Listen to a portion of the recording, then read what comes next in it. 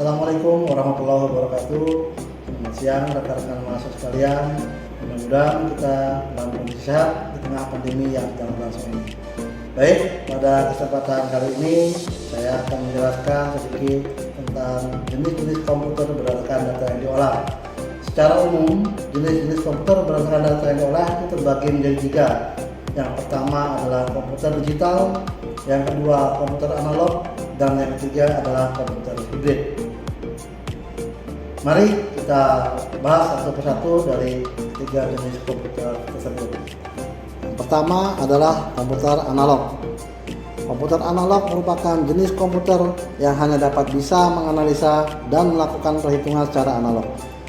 Biasanya komputer analog digunakan untuk melakukan analisa data yang bersifat kontinu dengan tipe data berupa besaran fisik dan juga angka secara kuantitatif. Adapun contoh dari komputer analog adalah yang pertama alat pengukur voltase listrik, yang kedua alat pengukur gelombang suara, yang ketiga seismograf analog, yang keempat temperatur udara atau termometer. Kelebihan daripada komputer analog adalah yang pertama mudah untuk dioperasikan, yang kedua special purpose atau memiliki fungsi spesifik untuk satu bidang, yang ketiga dapat merepresentasikan besaran yang akan diproses dalam rentang nilai tertentu. Selanjutnya kekurangan daripada komputer analog, selain memiliki kelebihan, tentu saja komputer analog juga memiliki beberapa kekurangan.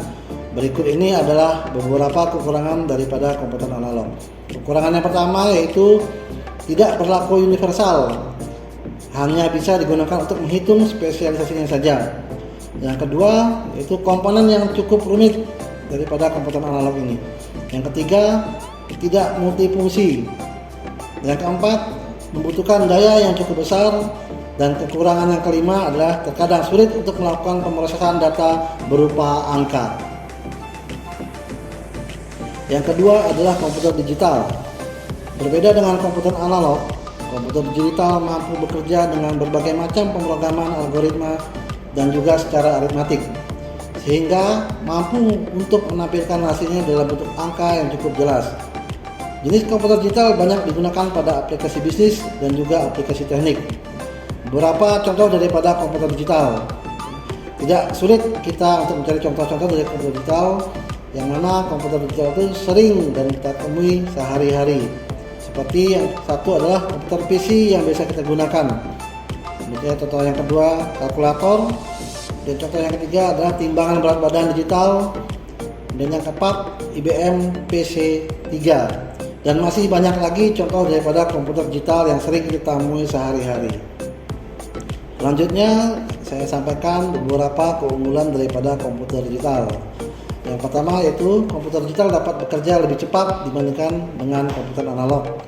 Yang kedua, hasil output daripada komputer digital merupakan angka yang mudah untuk dibaca dan diinterpretasikan.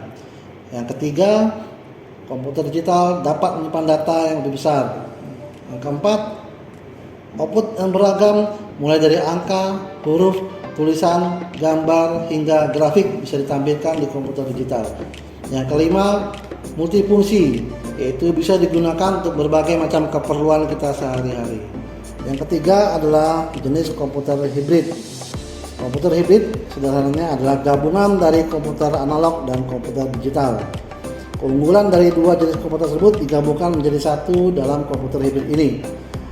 Ada beberapa contoh jenis komputer hibrid, yaitu yang banyak digunakan pada komputer di rumah sakit seperti alat rongsen, alat ESG, serta juga pada penggunaan mesin-mesin robot yang sudah terkomputerisasi.